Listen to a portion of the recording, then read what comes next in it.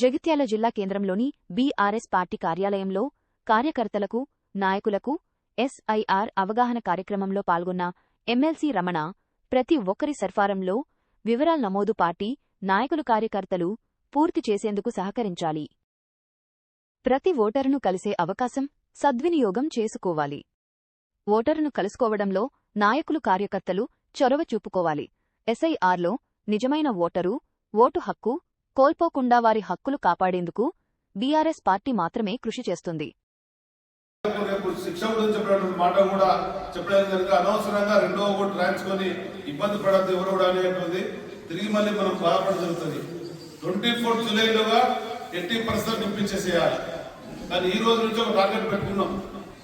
120 ఓటర్లను, ఒక 40 ఇళ్లను కలిసినటువంటి వాళ్ళు అన్న జీవనన్న గారికి ఏదైతే మీకు ఉన్నటువంటి వాట్సాప్ లో ఉందో అన్నాయకులకు ఇచ్చిన బాధ్యత అనుగుణంగా నా పలానా బూత్ నెంబర్ ఇది, నేను 120 మంది ఓటర్లను కలిసిన ఈ ఫామ్లు నింపిన సబ్మిట్ చేసిన అనేటువంటి మెసేజ్ వారికి ఇచ్చినట్టయితే వారు కూడా జిల్లాలో ఉండేటువంటి చెప్పగలిగే పరిస్థితి వస్తుంది. కనుక ఉన్నటువంటి అన్ని బూత్ల వల్ల గ్రూప్ ఉన్నటువంటి వాళ్ళు వెంటనే ఆ మెసేజ్ ఇచ్చుకుంటూ సహకరించాలని చెప్పని 31 జూలై నాడు ముసాయిదా ప్రకటిస్తారు. అందులో ఎవరికైతే ఓట్లు ఉంటాయో తిరిగి మళ్ళీ ఓట్లు కూడా మనం వివిధ ఫామ్ల ద్వారా ఫామ్ ద్వారా తీసుకోవచ్చు. దానికి మనకు ఎన్నికల సమయం దానికి చూసినట్టయితే మాత్రం అసలుకే మోసం వస్తుంది.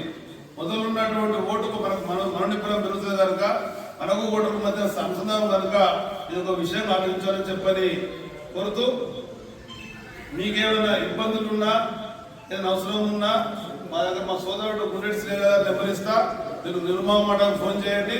మేము దానికి సంబంధించినటువంటి సమస్య పరిష్కారం చేసి మీకు సమాచారం ఇస్తాం. ఏదైనా ఉండే గిట్ట మళ్ళీ ప్రశ్న అడగచ్చు.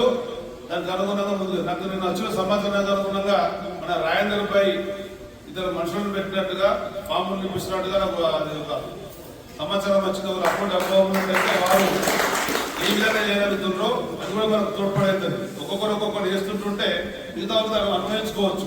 ఒకవేళ ఇంకా అటువంటి అవకాశం ఉంటే చేస్తుంటే చెప్పాలి.